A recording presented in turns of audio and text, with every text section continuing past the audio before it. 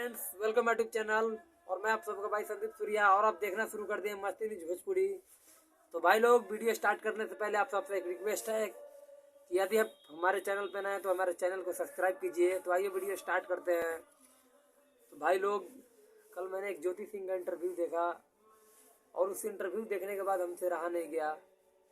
तो वीडियो में बताने से पहले भाई लोग, मैं चश्मा उतार लेते हैं क्योंकि बहुत दुख का बात है।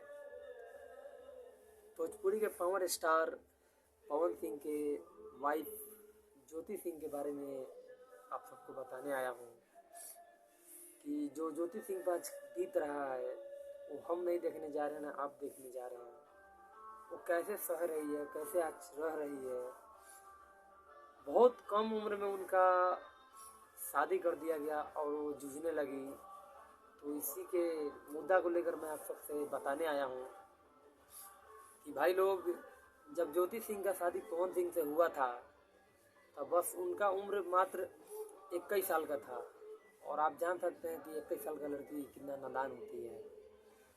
और उनका शादी करा दिया गया और शादी के करीबन 1 साल तक रिश्ता ठीक ठाक चला। और उसके बाद 1 साल बाद वो विवाद से जूझने लगी। जैसे कोई आदमी मौत और ज़िंदगी से जूझता है, वैसा ही ज्योति सिंह ने अपने शादी के विवाद से लेकर और अपने दर्द में लेकर वो जूझ रही है आज तक।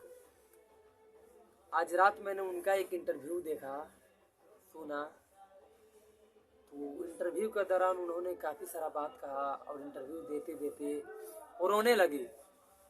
क्यों रोने लगी ये मैं आप सबसे आज बता रहा हूँ।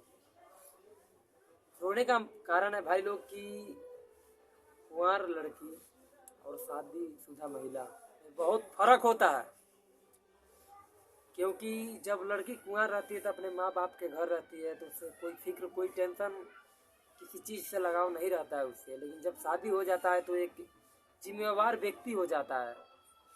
तो ज्योति सिंह की जब शादी करा दिया गया उस उम्र में, तो एक जिम्मेवार व्यक्ति हो गई। और कितना कठिन परिस्थितियों से एक महिला अपने ससुराल में जो रहती है, कितना दर्द झेलती है, कितना ताना सहती है, तब जाके उसका ससुराल बसता है। और उस लड़की का, शादीशुदा लड़की का बस 1 साल में जिंदगी